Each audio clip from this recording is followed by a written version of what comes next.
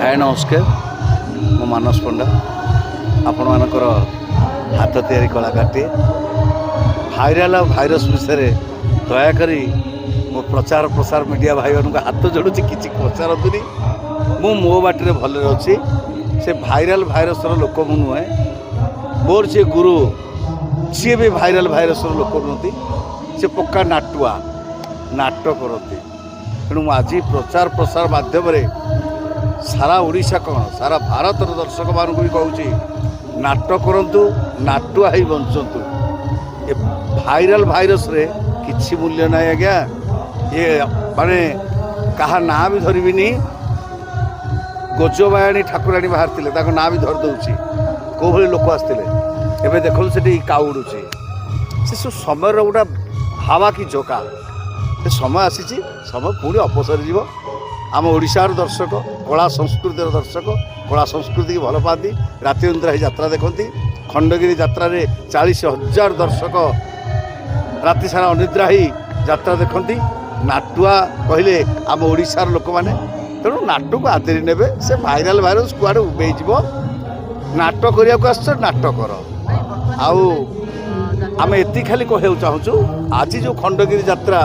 आज जन्म नहीं तार 21 है पुणी आ जन्मदिन अच्छी तेणु आपण मान आशीर्वाद रहू ये खंडगिरी लिंगानुना जी आमर बहुत निजर भल पाउथिया निरा मनीषटीए हिमांशु शेखर छोटराय जाऊ आप्राण उद्यम चेष्टा करी से अनुष्ठान टे गढ़ी 200 परिवार को दाना पानी देवाई भगवान तक मंगल करू एमती कलाकार मानक पाई तांकर हृदय सदा सर्वदा आबिलता भरी रहू तेणु सदा सर्वदा गोटे जिनस कहि नाटक बंचिले दर्शक बंचे दर्शक बंचिले कलाकार बंचे आम नाटक करवा नाटक करने को आसीचे आउ अधिक किसी कहबी आज तो खंडगिरी नाटक तते बुले नेबी खंडगिरी बहुत सुंदर नाटकटे होती नंदू सार निर्देशना आमर सार राइटर नाटक पप्पू ब्रह्म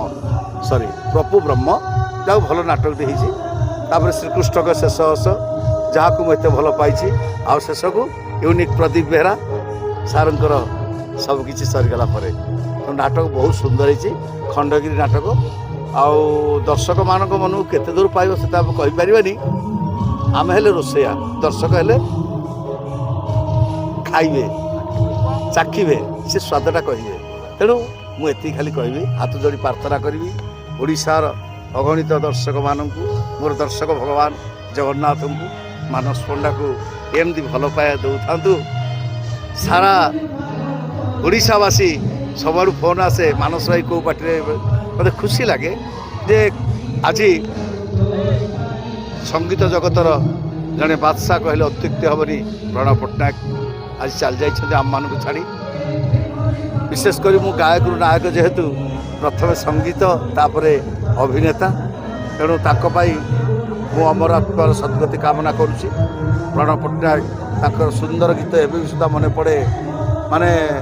माझी शेष श्रावण पूर्व पवन बही जाए माझी ए गीतटी बहुत सुंदर जाऊ आज खुशी लगुच मोर समस्त प्रचार प्रसार भाई मैंने मत स्नेह सद्भाव दौरान मानस पंडार आपण मान कोटि कोटि मथानत प्रणाम 27-28 तो काली सकाळ देखी किए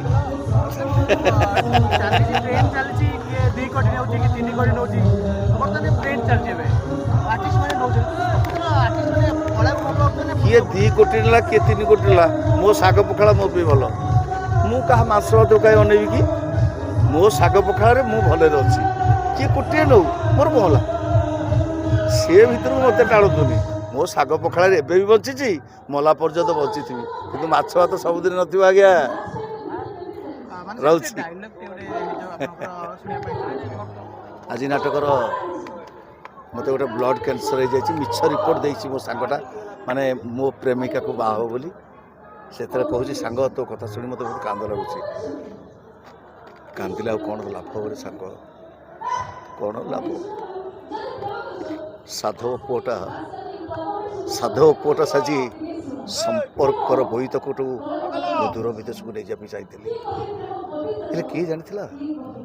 ହଠାତ୍ ସମୁଦ୍ର ମଝିରେ ଝଡ଼ ବତାସ ଉଠିବ, ଆଉ ସେ ଝଡ଼ ବତାସକୁ ସାମ୍ନା କରି ନପାରି ମୋ ସମ୍ପର୍କର ବୋଇତଟା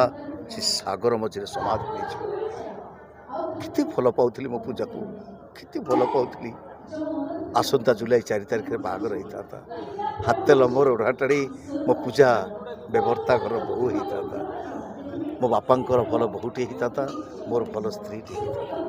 ହେଲେ କିଏ ଜାଣିଥିଲା ୱେଡ଼ିଂ କାର୍ଡ଼ରେ ମାନସ ୱେଡ୍ସ ପୂଜା ଲେଖାଯାଇପାରିବନି। କିଏ ଜାଣିଥିଲା ସାଙ୍ଗ, କିଏ ଜାଣିଥିଲା ରେ? ବାସ୍।